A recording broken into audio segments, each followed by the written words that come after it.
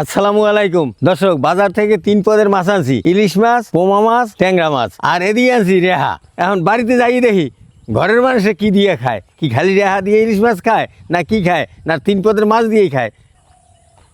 তো স্কুল যাওয়া লাগবে। স্কুল কয় তারিখ পর্যন্ত খোলা আমি গো?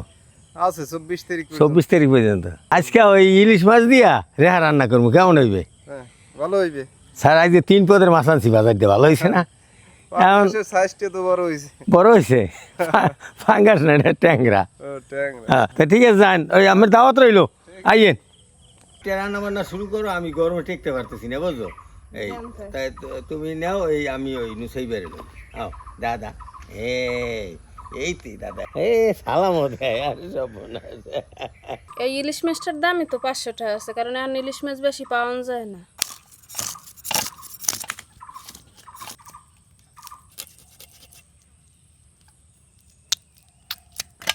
এই ডিম আফরিনের বাজি দেবো মানে।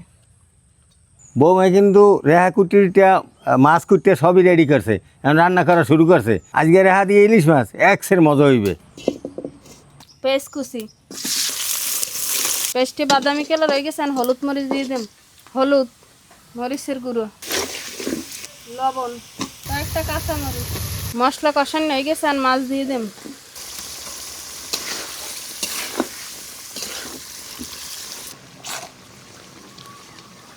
রেহা দিয়ে দেব। এখন রেহা আর মাছ কষানো হয়ে গেছে, এবার পানি দিয়ে দেব, সেদ্ধ আর লাগবে।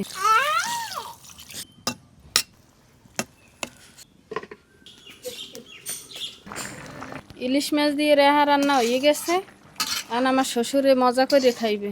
আমার শ্বশুরেই জানাইবে কেমন হয়েছে। মনে হয় ভালোই হয়েছে। আমার শ্বশুরের এইটা খুব পছন্দের খাওয়ান।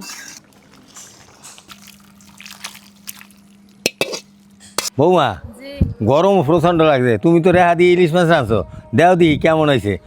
খাইয়ে দেখেন। হ্যাঁ, খাইয়ে দেখলে তো মজা হইলে তো পুরস্কার পাবা তুমি। যদি পাই ভাগ্য ভালো, তো পাইতেও পারি। না, এই দেশি রেহা আর মজাই অন্যরকম হইবে। তোমার এই রান্দাই তো দেখা যায় যে খুবই মজা হইবে। বিসমিল্লাহ। বাহ, দেশি রেহা আর ইলিশ মাছ, হ্যাঁ মজার কথা আর কি কম দে দর্শক, কথা কওয়ার সময় নেই, একটু খাইয়ে লই। খুব মজা হয়েছে। ইলিশ মাছের লাগে আরও দিলেও মজা লাগে। সুস্থ থাকেন, দেখা হবে নতুন কোনো ভিডিওতে।